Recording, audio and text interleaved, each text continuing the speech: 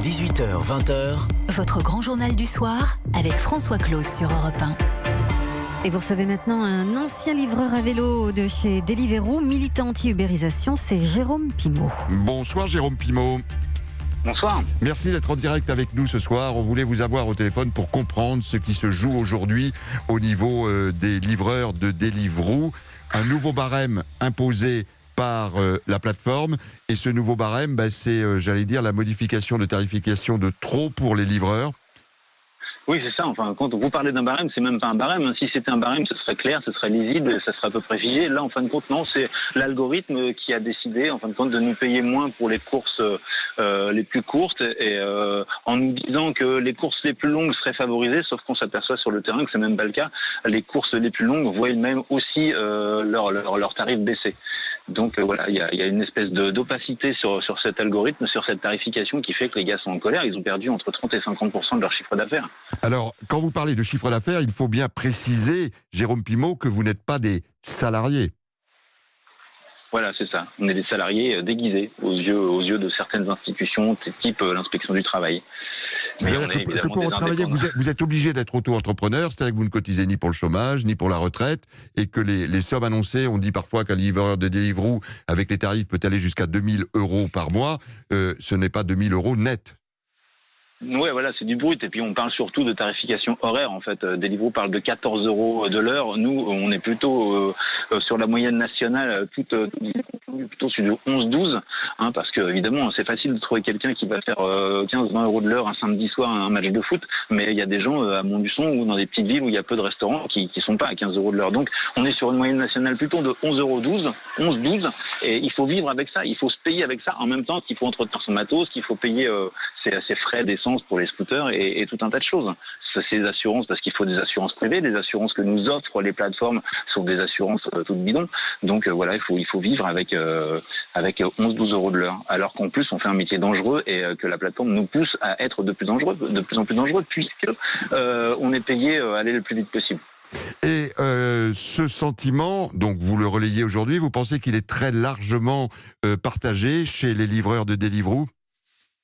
J'ai jamais vu ça, en fait. J'ai jamais vu ça, parce que jusqu'à présent, Deliveroo avait fait des changements de tarification qui étaient pas générales, en fait, qui étaient ciblés à certaines catégories de livreurs, les anciens ou les nouveaux, ou alors dans certaines villes, on n'avait pas tous les mêmes tarifs. Là, sur toute la France, lundi dernier, ils ont décidé de supprimer les minimums de toute la France. Donc, tous les livreurs de toute la France se retrouvent impactés. Alors, il y en a qui sont plus structurés que d'autres. Il y a eu des mouvements à Toulouse, il y a des mouvements à Nice, à Tours, à Bordeaux, à Nantes, à Paris. Mais évidemment, il y a d'autres villes qui vont arriver, à qui il a fallu un petit peu plus de temps pour comprendre, peut-être pour trouver les réseaux qu'on avait déjà mis en place dans d'autres villes, mais ça va se densifier, oui, bien sûr.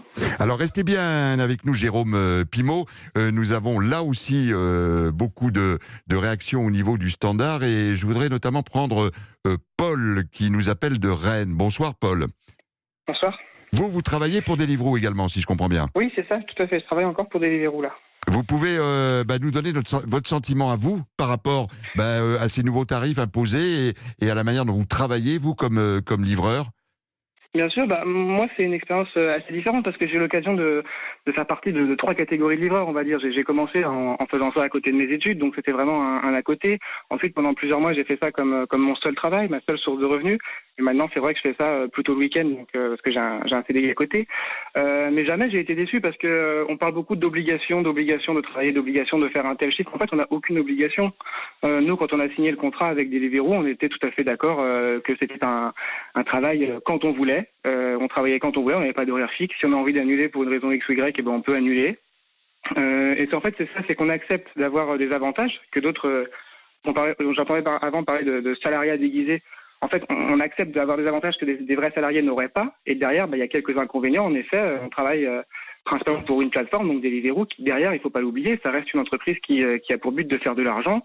Or, actuellement, elle ne le fait pas. Donc, il faut voir en fait la chose sous cet angle-là. C'est-à-dire qu'on peut aussi vouloir être bien payé et faire beaucoup d'argent tout de suite. au risque que la plateforme ne fasse jamais de bénéfices et que donc d'ici quelques mois, tout s'arrête pour les livreurs, ou alors accepter d'être payé Parce un que petit peu vous moins. aussi, Paul, Deliveroo a été un job d'appoint quand vous étiez étudiant et aujourd'hui encore les week-ends, puisque vous avez, dites-vous, un contrat de saison pour un autre travail. Votre réaction, Jérôme Pimaud, à ce que Paul nous disait à l'instant, qui revendique, lui, une forme finalement de liberté et de souplesse dans son travail? Oui, en fait, Paul, il travaille surtout le week-end parce qu'en fait, la plateforme nous oblige à travailler le week-end pour avoir accès au planning le plus tôt possible. Il faut savoir que travailler le week-end, ça favorise l'accès au planning.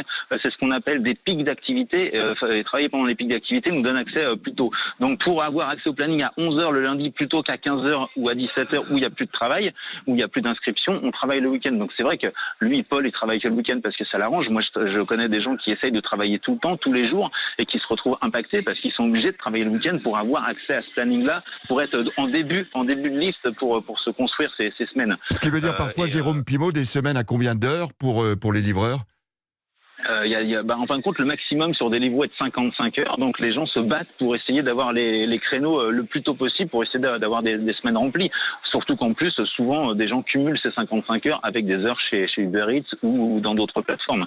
Et Paul est un cas particulier parce qu'il travaille pas beaucoup. Moi, je parle des gens surtout qui en ont fait leur métier et qui voient justement des pertes de chiffre d'affaires, mais astronomiques par rapport à leur cinquantaine d'heures par semaine, donc 200 heures par mois. Parce que pour beaucoup de personnes, c'est devenu le job indispensable. Est-ce que vous avez des interlocuteurs? Est-ce qu'il y a une forme de dialogue social qui est en train de s'instaurer chez Deliveroo par rapport à vos revendications, Jérôme Pimaud? Justement, non. Le dialogue social chez Deliveroo, il a toujours été très, très unilatéral. Quand il y en a eu, c'était surtout pour les écouter, nous répéter les éléments de langage devant des coursiers souvent un petit peu atterrés ou un petit peu dépendants. Nous, ce qu'on voudrait, c'est qu'il y ait un dialogue social avec des intermédiaires de confiance, que ce soit des sénateurs ou des députés. Je parlais ce matin sur France Info de peut-être Aurélien Jacquet, qui connaît très, très bien notre problématique, qui a travaillé dessus, ou alors Olivier Jacquin, qui est un sénateur socialiste. Ça permettrait d'avoir des sénateurs et des députés. Donc voilà, pour avoir des vraies personnes expertes en fait, pour ne pas que Deliveroo continue à nous encenser de leurs éléments de langage qu'on a vérifiés sur le terrain comme étant factices.